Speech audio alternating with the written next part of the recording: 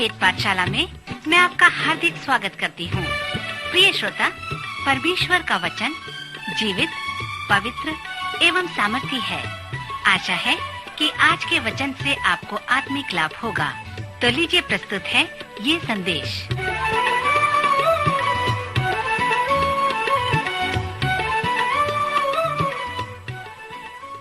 श्रोता मित्र, आपको मेरा नमस्कार। वेद पाठशाला की अगली कक्षा में मैं आपका स्वागत करता हूं। मित्र, परमेश्वर के वचन का सर्वेक्षण करना हमारे लिए यह एक सुंदर अवसर है और मुझे प्रसन्नता है कि आप परमेश्वर के वचन के अध्ययन के लिए एक समर्पित विद्यार्थी हैं।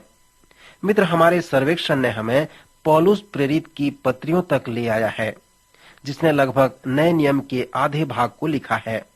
इस चरण में भी हम गलतियों के नाम पौलुस प्रेरित की पत्री का सर्वेक्षण करेंगे। जब पौलुस ने गलतियों में सेवकाई की और यहूदी शिक्षक व गुरुओं के मध्य में सेवा किया तो उनका जीवन परिवर्तित हो गया। वह चाहता था कि उनका यहूदी विधि विधान व नियम सुरक्षित रहे, परंतु धर्म गुरुओं का मत था कि पौलुस ने जो सुसमाचार प्रचार किया है और यहूदियों ने उस पर जो विश्वास किया है वह उद्धार पाने के लिए पर्याप्त नहीं है।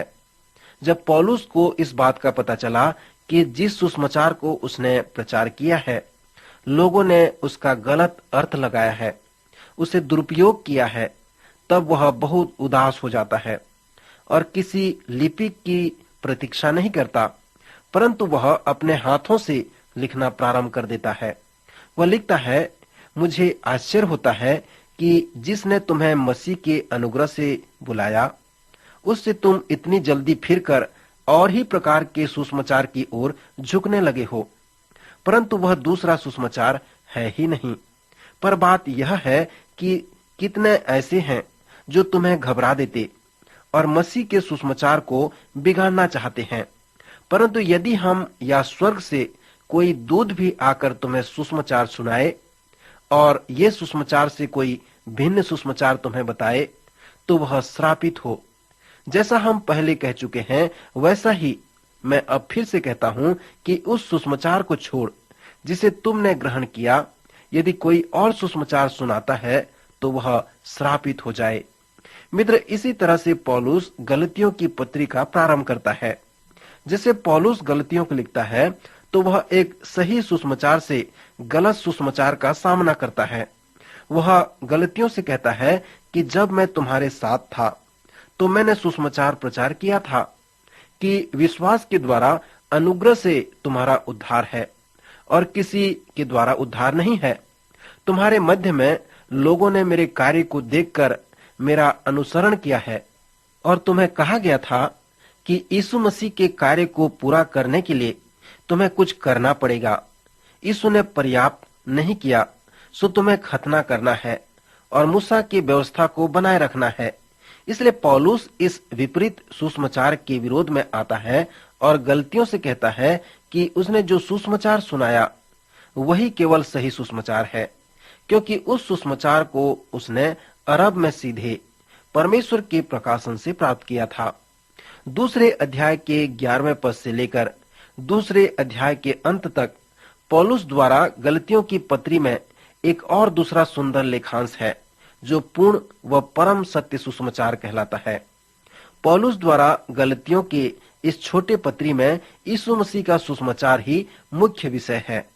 गलतियों की जो समस्या थी कि सुसमाचार उनमें बिगड़ गया था, वे उसे पथभ्रष्ट कर दिए थे। इसलिए इस छोटी पत्री का संपूर्ण सार पूर्ण व परम सत्य सुसमाचार पर आधारित है। इसलिए इस दूसरे अध्याय के लेखांश को मैं उल्टा या विपरीत सुसमाचार कहता हूँ। यहाँ पर पौलुस का पतरस के साथ जो महान अनुभव था वह बाहर आता है। यहाँ पर जो वास्तविक विषय है कि अनेक लोग जो पहले यहूदी थे वे मसीह के अनुयायी बन गए थे और वे अपने यहूदी मत को बनाए रखना चाहते थे। वहां पर यह निर्णय हुआ था कि यहूदी मसीही अपने विधि विधान को उसी प्रकार बनाए रखना चाहते थे और यह उनके लिए कोई गलत नहीं है और अन्य जाति मसीहों के लिए यह था कि उन्हें यहूदी धर्म व रीति विधि को मानने की आवश्यकता नहीं है, उन्हें यहूदी बनने की आवश्यकता नहीं है।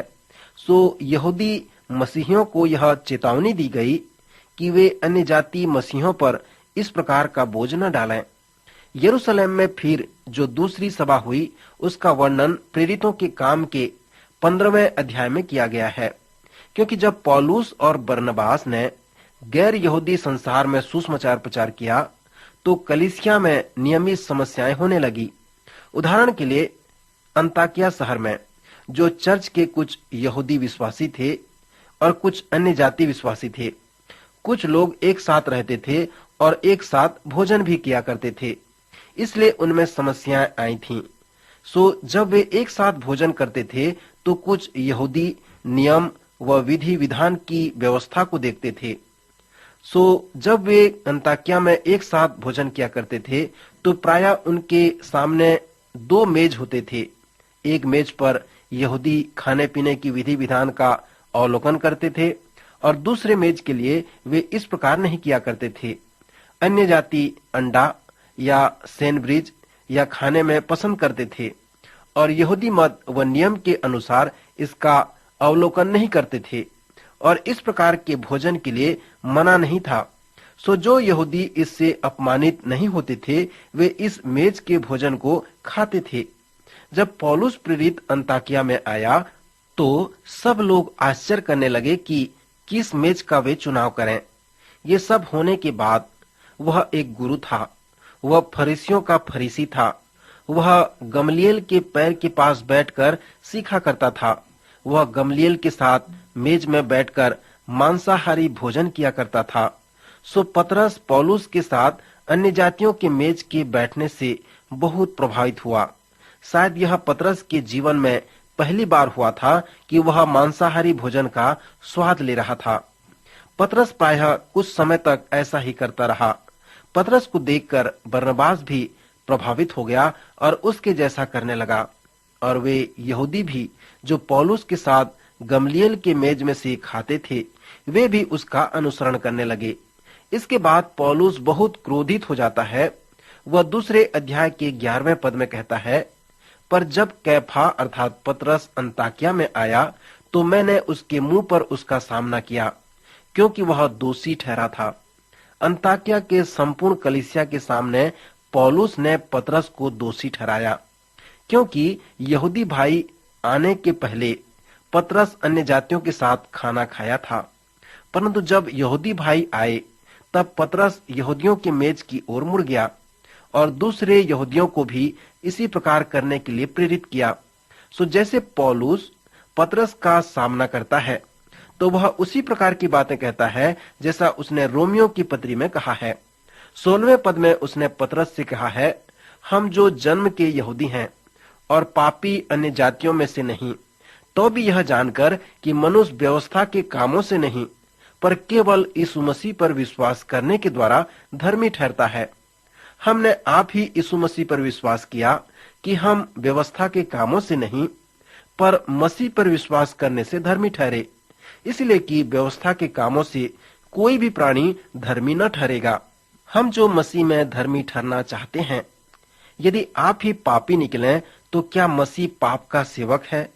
दूसरे शब्दों में कहें, पौलुस कहता है कि यदि मैं यीशु मसीह पर मेरे उद्धार के लिए केवल भरोसा रखता हूँ और मेरे उद्धार के लिए ये व्यवस्था को भी बनाए रखता हूँ, तब तो मसीह के क्रूस की मृत्यु व्यर्थ है। इस प्रकार के विभीषण बात कहने के लिए परमेश्वर मना करे। सो अंताकिया के चर्च में भोजन के समय 2 मेज में मध्य जो अंतर को देखते हैं, पौलुस पतरस के मुंह पर उसका सामना करता है, वह उसे दोषी ठहराता है। सो इसका संदर्भ में जिसे पौलुस ने हमें दिया है, इस लेखांश को मैं उल्टा या विपरीत सुसमाचार कहता हूँ। पतरस के साथ सामना करने के अंत में पौलुस दूसरे अध्याय के 20वें पद में हमें एक महान वचन को बताया है। उसने कहा है, मैं मसीह के साथ क्रूस पर चढ़ाया गया और अब मैं जीवित न रहा पर मसीह मुझ में जीवित है और मैं शरीर में अब जो जीवित हूँ तो केवल उस विश्वास से जीवित हूँ जो परमेश्वर के पुत्र पर है, जिसने मुझसे प्रेम किया और मेरे लिए अपने आप को दे दिया। मैं परमेश्वर के अनुग्रह को व्यर्थ नहीं ठहराता, क्योंकि यदि व्यवस्था के द्वारा धार्मिकता होती तो मसीह का मरना व्यर्थ होता। मैं इसे उल्टा या विपरीत सुसमाचार कहता हूँ, क्योंकि पौलुस के कहने का तात्पर्य यह है कि यथार्थ व वास्तविक सुसमाचार यह है कि मसीह मरा कि आप जीवन पाएं, और सुसमाचार यह है। परंतु यहाँ पर सुसमाचार उल्टा है, अर्थात आप मरें तो मसीह जीवन पाए। मित्र, यही है उल्टा सुसमाचार।